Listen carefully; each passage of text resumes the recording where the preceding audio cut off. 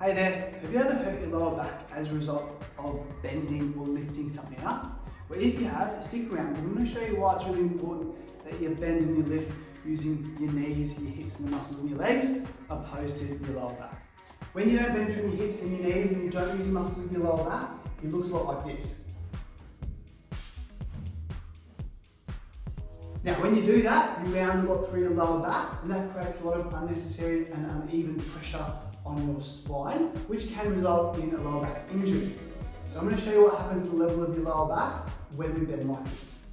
So normally through your lower back, you should have what's called a lumbar lordosis, which is this backwards arc through the red part of your spine. If you don't keep a neutral spine, if you don't bend from your hips, your knees, and if you don't use the muscles of your legs, then what tends to happen, as you saw a couple of moments ago, is you flex through that lumbar spine. When you flex through that lumbar spine, it can result in a number of issues and problems because it changes the pressure and the load that gets put through your bones, your discs and the joints, as well as the muscles and the ligaments around the spine.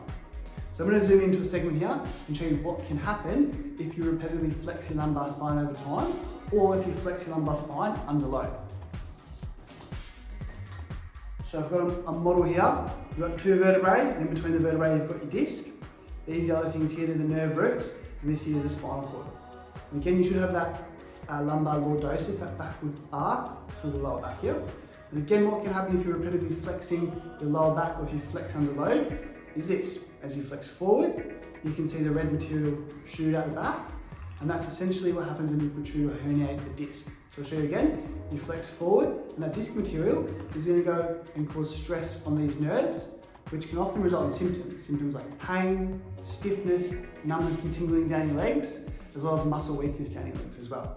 So this can only really occur in lumbar flexion because of the biomechanics of your spine. So we'll run through then how you can lift properly and protect this, likely prevent you from having any lifting type of injuries. The first thing to note when bending or lifting is to have a nice wide stance.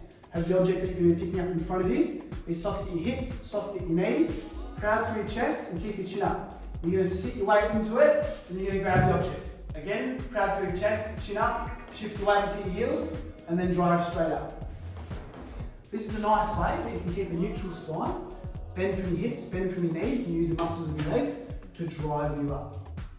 Thank you for watching. I hope you guys got something out of this video and I hope you understand why it's important to bend, to pick things up, to lift with good form, and then what can happen over time if you repetitively flex through your lumbar spine, even more so if you add weight, like you're lifting up something heavy or you're squatting with something heavy.